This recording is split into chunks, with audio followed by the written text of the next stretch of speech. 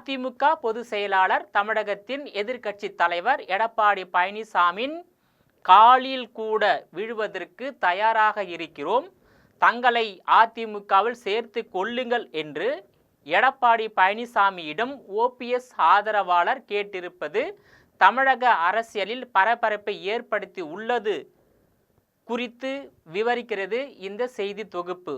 OPS அணியை அதிமுகவில் இணைத்து கொள்ளாவிட்டால் மீண்டும் தமிழ்நாட்டின் குற்றவாளியின் கூடாரமாகவும் அநீதியின் அடையாள சின்னமாகவும் இருந்து செயல்பட்டு வரும் அண்ணா அறிவாலய திமுக தான், அதாவது தமிழகத்தில் 3 எழுத்து கட்சியே ஆட்சி அமைக்கும் என்று ஓபிஎஸ் ஆதரவாளர் ரஞ்சித் குமார் தெரிவித்துள்ள கருத்து தமிழக அரசியல் களத்திலும் அதிமுக தலைமை கழகத்திலும் ஒரு பரபரப்பை ஏற்படுத்தி உள்ளது என்று தான் சொல்ல வேண்டும்.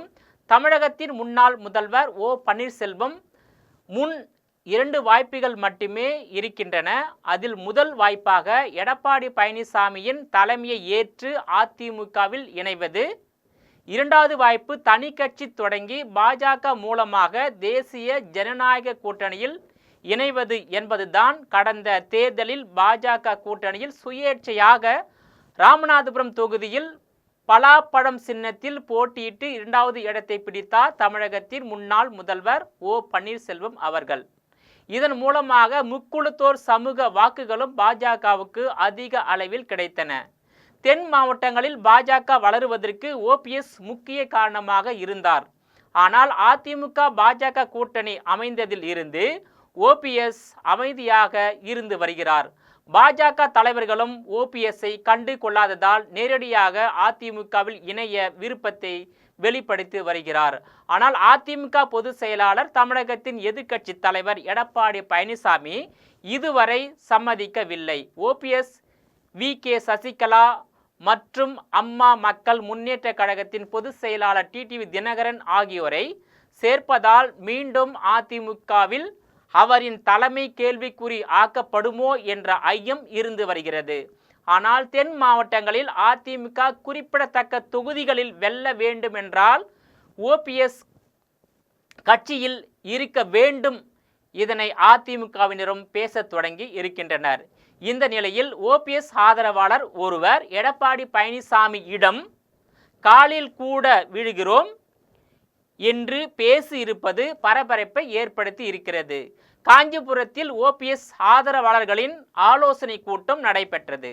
இந்த கூட்டத்தில் ஓபிஎஸ் ஆதரவாளர் ரஞ்சித் குமார் பேசுகையில், தமிழ்நாடு முழுவதும் நாங்கள் போராடிவிட்டோம், அனைவரையும் சந்தித்து விட்டோம் என்றும் தெரிவித்து உள்ளார். ஓபிஎஸ் அணியை அதிமுகவில் இணைத்து கொள்ளவில்லை என்றால் வரும் சட்டமன்ற தேர்தலில் மீண்டும் அந்த 3 எழுத்து கட்சியே ஆட்சி அமைக்கும் என்று உங்கள் காலிலேயே வந்து கூட விழுந்து விடுகிறோம், தங்களை அதிமுகவில் சேர்த்து கொள்ளுங்கள் என்று கேட்டுக்கொண்டுள்ளார். ஏற்கனவே செப்டம்பர் மாதத்தில் ஓபிஎஸ் தரப்பு மதுரையில் மாநாடு நடத்த திட்டமிட்டிருக்கிறது. அப்போது ஓபிஎஸ் தன்னுடைய பலத்தை நிரூபிக்க தயாராகி வருகிறார். இதனிடையே ஓபிஎஸ் ஆதரவாளர் எடப்பாடி பழனிசாமியின் காலில் கூட வீழ தயாராக இருக்கிறோம் என்று தெரிவித்திருப்பது அரசியல் வட்டாரத்திலும் அதிமுக அணிகளிடையே சலசலப்பை ஏற்படுத்தி இருக்கிறது. இதனால் விரைவில் எம்ஜிஆர் மாளிகையில் அன்பு மலர்களே கண்கள் பனித்தன இதயம் இனித்தது என்ற வார்த்தைகள் ஒலிக்கும் என்றும் எதிர்பார்க்கப்படுகிறது. ஏற்கனவே பாஜகவுக்கு கூடுதல் தொகுதிகள் ஒதுக்கீடு செய்த பின் அதில் உள் ஒதுக்கீடாக அம்மா மக்கள் முன்னேற்ற கழகத்துக்கு ஒதுக்கவும் பேச்சுவார்த்தைகள் நடந்து வருவதாக சொல்லப்படுகிறது. கடந்த சில நாட்களாக எடப்பாடி பழனிசாமியும் ஓபிஎஸ், டிடிவி தினகரன் மற்றும் வி.கே. சசிகலா ஆகியோர் பற்றி பேசுவதை தவிர்த்து வருவதால் 4 அணிகளாக பிரிந்துள்ள அதிமுக ஒன்றுபட்ட ஒரே அதிமுகவாக விரைவில் இணைய உள்ளது. அதன் பிறகு அதிமுக பாஜக கூட்டணியில் தாவேக இணைந்துவிட்டால் எடப்பாடி பழனிசாமி தலைமையிலான அதிமுக அமோகமாக வெற்றி பெற்று 8வது முறையாக தமிழகத்தில் மீண்டும் அதிமுக ஆட்சி கைப்பற்றும் என்றும் எதிர்பார்க்கப்படுகிறது. தமிழகத்தில் 2019ஆம் ஆண்டு முதல் திமுக தலைவரும் தற்போதைய தமிழகத்தின் முதலமைச்சர் மு.க. ஸ்டாலின் தலைமையிலான திமுக கூட்டணி அமோகமாக வெற்றி பெற்று வருகிறது. நாடாளுமன்ற தேர்தல், சட்டமன்ற தேர்தல், உள்ளாட்சி தேர்தல், சட்டமன்ற இடைத்தேர்தல் என அனைத்து தேர்தல்களிலும் தோல்வியை சந்திக்காமல் வெற்றி பெற்று வரக்கூடிய திமுக கூட்டணியை எப்படி 2026இல் வீழ்த்த முடியும் என்ற கேள்வி அதிமுகவிலும் பாஜகவிலும் மற்றும் அதிமுக பாஜக ஆதரவு பெற்ற அரசியல் கட்சிகளின் தலைவர்கள் மத்தியிலும் ஒரு விவாத பொருளாக மாறியுள்ளது. தமிழக மக்கள் மத்தியிலும் மீண்டும் திமுக ஆட்சி கைப்பற்றி விடுமோ என்ற அச்சமும் எழுந்துள்ளது. ஏனென்றால் திமுக 2021ஆம் ஆண்டு தமிழக மக்களுக்கு கொடுக்கப்பட்ட வாக்குறுதிகளை முழுமையாக நிறைவேற்றாமல் ஏமாற்றிவிட்டது. விவசாயிகளை வஞ்சித்து விட்டது. விவசாயத்துறை இதே நிலைமையில் நீடித்தால் அடுத்த 5 ஆண்டுகளில் தமிழகத்தில் வரலாறு காணாத அளவில் உணவு பஞ்சம் ஏற்படும் என்ற அச்சத்தை விவசாயிகள், விவசாய சங்கங்களின் பிரதிநிதிகள் முன்வைத்து உள்ளனர். குறிப்பாக PR பாண்டியன் தெரிவித்துள்ள கருத்தை பார்க்கும்போது விவசாயிகள் திமுக அரசால் கடுமையாக பாதிக்கப்பட்டுள்ளனர். வேளாண் துறை கடுமையாக பாதிக்கப்பட்டுள்ளது. இயற்கை வளங்கள் சூறையாடப்பட்டு வருகிறது. விவசாயிகள் அழிக்கப்பட்டு வருகிறார்கள். இயற்கை வளங்கள் அழிக்கப்பட்டு வருகிறது. இதனால் திமுக தமிழகத்தில் ஆளுங்கட்சியாக வரக்கூடாது என்பதை PR பாண்டியன் உள்பட பல்வேறு விவசாய சங்க தலைவர்கள், நிர்வாகிகள், விவசாயிகள், பொதுமக்கள் தமிழ்நாட்டில் ஒரு பரப்புரையை செய்துட்டு வராங்க. இன்னும் பார்த்தீங்கன்னாக்கா திமுக கொடுத்த வாக்குறுதியை நிறைவேற்றவில்லை என்பது ஒரு பக்கம். தமிழ்நாட்டில் கள்ளசாராய மரணம் அதிகரித்து விட்டது. லாக்அப் டெத்து, கஸ்டோடியல் டெத்து அதிகரித்து விட்டது. தினந்தோறும் பெண்கள் மீதான பாலியல் பலாத்காரம் அதிகரித்து விட்டது. சட்டம் ஒழுங்கு என்பது முற்றிலுமாக செயலிழந்து விட்டது. தினந்தோறும் கொலை, கொள்ளை, வழிப்பறி, ஜாதிய மோதல், மத ரீதியான மோதல், அதே பெண்கள் மீதான பாலியல் பலாத்காரம், லாக்அப் டெத்து, கஸ்டோடியல் டெத்து, சமூக ஆர்வலர்களை வெட்டி படுகொலை செய்வது, வாகனம் ஏற்றி கொள்வது, அதாவது கனிம வளத்தை சுரண்டினால் அதை எதிர்த்து கேட்டால் எதிர்த்து கேட்கக்கூடியவர்களை திமுக அரசாங்கம், திமுக ஆட்சியாளர்கள், திமுக கட்சிக்காரர்கள் அடியாட்களை வைத்து வெட்டி படுகொலை செய்வது போன்ற கொலை கலாச்சாரம் தமிழ்நாட்டில் அதிகரித்து விட்டது என்பதற்கு மாற்று கருத்தை கிடையாது. அந்த அளவிற்கு தமிழ்நாடு சட்ட ஒழுங்குல முற்றிலுமாக செயலிழந்து விட்டது. அதனால தமிழ்நாட்டில் 2026ல் திமுக ஆட்சி வரக்கூடாது. மாற்றாக அதிமுக வரலாம், இல்லை தாவேக வரலாம், இல்லை வேறு கட்சி வரலாம் என்ற எதிர்பார்ப்பில் தமிழ்நாட்டு மக்கள் இருந்து வருகிறார்கள்.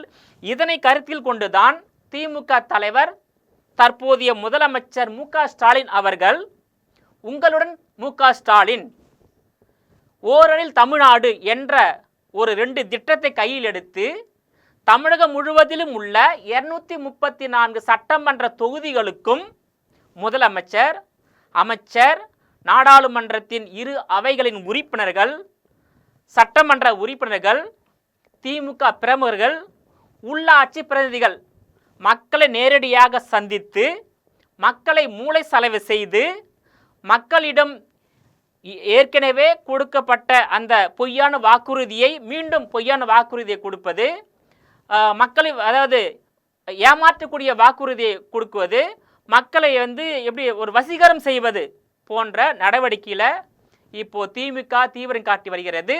திமுகவுக்கு 2 சவால் இருக்கின்றது. ஒன்று, திமுக தேர்தல் வரலாற்றில் 6வது முறையாக ஆட்சி நடைபெற்று வருகிறது. இதில் எந்த தேர்தலையும் திமுக 200 இடங்களில் வெற்றி பெற்றது கிடையாது. அந்த சாதனையை தற்போது முறியடிக்க வேண்டும். அதாவது 2026 நடைபெறும் சட்டமன்ற தேர்தலில் 200 இடங்களில் திமுக வெற்றி பெற வேண்டும் என்ற இலக்கோடு தேர்தல் களப்பணியில் திமுக ஈடுபட்டு வருகிறது. ஒன்று, 1989க்கு பிறகு தமிழ்நாட்டில் திமுக தொடர்ந்து 2 முறை வெற்றி பெற்றது கிடையாது. அந்த சாதனையை முறியடிக்க வேண்டும். அதே போல் அதிமுக தனது தேர்தல் வரலாற்றில், சட்டமன்ற தேர்தல் வரலாற்றில் தொடர்ந்து 2 முறை சட்டமன்ற தேர்தலில் தோல்வியை தழுவிய வரலாறு அதிமுக கிடையாது. ஸோ 2 கட்சிகளுக்கும் மிகப்பெரிய கெடுபிடியான ஒரு தேர்தல் களம் தான் 2026 சட்டமன்ற தேர்தல் களம். அதாவது திமுக தொடர்ந்து 2 முறை வெற்றி பெற்றது கிடையாது, அதிமுக தொடர்ந்து 2 முறை தோல்வி தழுவியது கிடையாது. ஸோ திமுக இந்த முறை வெற்றி பெற்றி ஆக வேண்டும் என்ற நோக்கத்தில் தேர்தல் பிரச்சாரம். அதிமுக தொடர்ந்து 2 முறை வெற்றி பெற்றது, தொடர்ந்து 2 முறை தோல்வி தழுவது கிடையாது. அதனை நம்ம விட்டுவிடக்கூடாது, அதை தக்க வைத்து கொள்ள வேண்டும் என முனைப்பில் எடப்பாடி பழனிசாமி. இப்படி எடப்பாடி பழனிசாமியும் தமிழக முதல்வர் மு.க. ஸ்டாலின் அவர்களும் 2 கட்சிக்கும் 2 கூட்டணிக்கும் கடுமையான போட்டி 2026 சட்டமன்ற தேர்தல் போட்டி. இதில் எப்படி ஆட்சி மாற்றம் ஏற்படும் என்று பார்த்தால், திமுக பழையபடி மக்களை மூளை சலை செய்வது, மக்களை ஏமாற்றுவது, அதிகாரத்தை பயன்படுத்துவது, பணபலத்தை பயன்படுத்துவது, தேர்தல் நேரத்தில் முறைகேடு அரங்கேற்றுவது, கூட்டணி கட்சியின் வாக்குகளை பெறுவதற்காக 15 கட்சிகளை தன்னுடன் வைத்து கொண்டுள்ளது திமுக. இந்த 15 கட்சிகளுக்கும் எப்படி பணம் கொடுத்து சமாதானப்படுத்தலாமா, இல்லை 15 கட்சிகளும் கேட்கின்ற கூடுதல் தொகுதிகளை கொடுக்கலாமா என்ற ஒரு விவாத பொருள் தற்போது திமுகவில் நடைபெற்று வருகிறது. ஆனால் 2021ஆம் ஆண்டு திமுக மற்றும் அதன் கூட்டணி கட்சிகளுக்கு ஒதுக்கப்பட்ட தொகுதிகள் மிக மிக குறைவு என்று திமுக தலைமையில் இடம்பெற்றுள்ள அரசியல் கட்சியின் தலைவர்கள் பகிரங்கமாக தெரிவித்து உள்ளனர். அதாவது எங்கள் தேர்தல் வரலாற்றிலேயே 2021 தான் குறைவான தொகுதியை பெற்றுவிட்டோம், ஆனால் அந்த குறைவான தொகுதியை 2026 நாங்கள் வாங்க மாட்டோம். அதாவது இடதுசாரிகள் குறைந்தது 10 தொகுதி கேட்பார்கள், விசிக குறைந்தது 30 தொகுதி கேட்பார்கள், மதிமுக குறைந்தது 10 தொகுதிக்கு மேல் கேட்பார்கள், காங்கிரஸ் குறைந்தது 50 தொகுதிகள் மேல் காங்கிரஸ் கொடுத்தாக வேண்டும். காங்கிரஸ் கட்சிக்கு 2026 50 தொகுதிகள் கொடுக்க வேண்டும், ஆட்சியிலும் அதிகாரத்திலும் பங்கு கொடுக்க வேண்டும், துணை முதலமைச்சர் பதவியை காங்கிரஸ் கட்சிக்கு கொடுத்தாக வேண்டும் திமுக.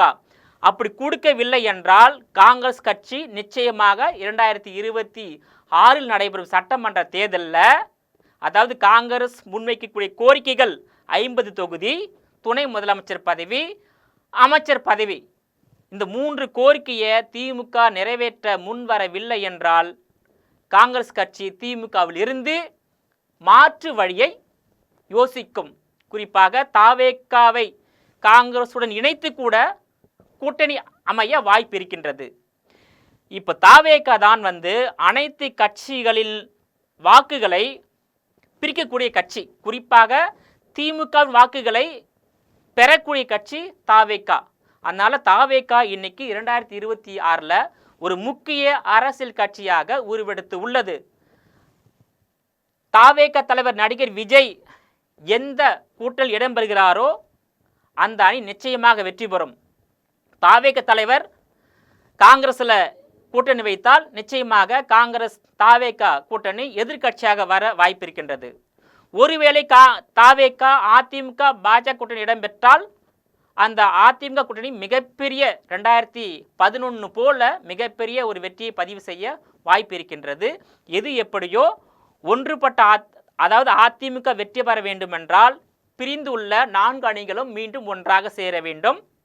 அதேபோல் தாவேக்கா அதிமுக பாஜக கூட்டணி இணைய வேண்டும்.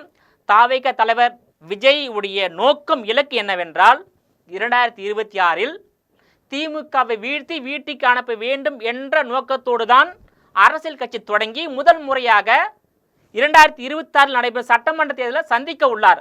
அப்படி இலக்காக கொண்டு செயல்படக்கூடிய தாவேக்கா தலைவர் நடிகர் விஜய் திமுக வீழ்த்த வேண்டுமென்றால் தாவேக்கா இந்த 2026 சட்டமன்ற தேர்தலில் ஒன்று காங்கிரஸ் கட்சியில் இணைய வேண்டும், இல்லை என்றால் அதிமுக பாஜக கூட்டணியில் இணைய வேண்டும்.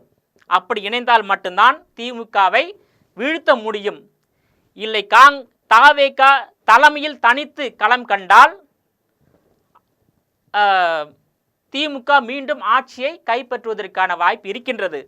தாவேக்கா தலைவர் நடிகர் விஜய் தான் தமிழகத்தினுடைய வெற்றி தோல்வியை நிர்ணயிக்க போகிறார் என்பது மாற்று கருத்து கிடையாது.